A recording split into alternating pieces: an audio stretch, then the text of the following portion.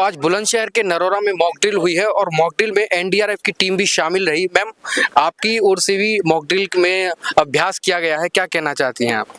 हाँ सर, बिल्कुल अभ्यास किया गया है। और जैसे कि हमारा कार्य ही है कि आम जनता को सिखाना कि आपदा के दौरान आपको कैसे कार्य करना है। जैसे हमारी कई एक्टिविटी है, एसएसपी, सीएपी, फेमेक्स और मॉक, इनके माध्यम से हम पूरे वर्ष लोगों को जागृत करते रहते हैं कि यदि भविष्य में कोई भी ऐसी आपदा आती है तो आपको कैसे रिएक्ट करना है। जैसे कि भूकंप हो गया, बाढ़ हो गई और उसके बाद में केमिकल रिसाव हो गया, उस दौरान आपको कैसे कैसे एक्टिविटीज़ करनी है।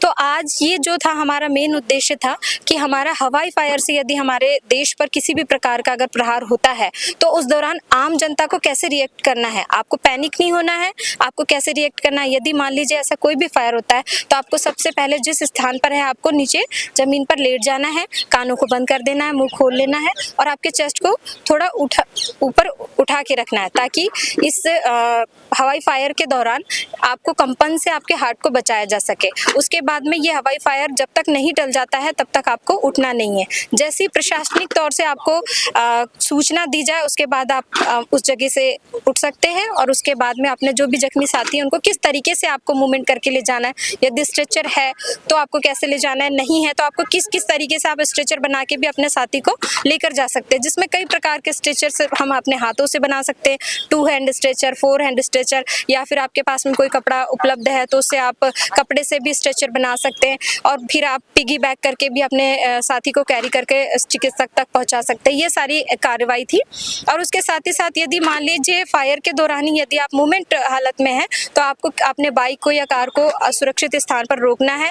आपको अंदर कोई ऐसा शेल्टर वाले इसमें आपको शरण लेनी है। उसमें आपको ये ध्यान देना है कि ज़्यादा विंडो वाले ना हो, वो स्पेस ना हो जिसमें स्प्लिंटर्स लगने की संभावना, जैसे शीशे वाले, इसमें से दूर रहना है। और आपको बेड, पलंग या फिर ऐसे कोई शेल्टर के नीचे रहना है जिससे स्प्लिंटर से आप बच सके। ये सारी चीज़ें थी। मेन मकसद हमारा था कि आम जनता को ये सिखाना कि भविष्य में किसी भी प्रकार की ऐसी आपदा आती है तो आपको पैनिक नहीं होना है, समझदारी से कार्य करना है, अपने परिवार को, अपने समाज को आपको सुरक्षित रखना है और इसका साथ मिलकर कार्रवाई करना है। मैम, एक कंफ्यूजन रहता है जब सायरन बजता है, उसमें 2 प्रकार की आवाज होती है, एक ऊंची और एक नीची। हाँ। हाई लेवल की वॉइस होती है, एक लो लेवल की। तो किस प्रकार से समझा जाए कि हमला होने वाला है? जैसे ही सर हाई लेवल का अगर आपको ये बचेगा तो वो कंटिन्यूस इसमें बजेगा जो सायरन बजेगा, इट मीन्स कि अभी खतरा है तो आपको तुरंत जो पोजीशंस आपको बताई गई है आपको वो अख्तियार करनी है।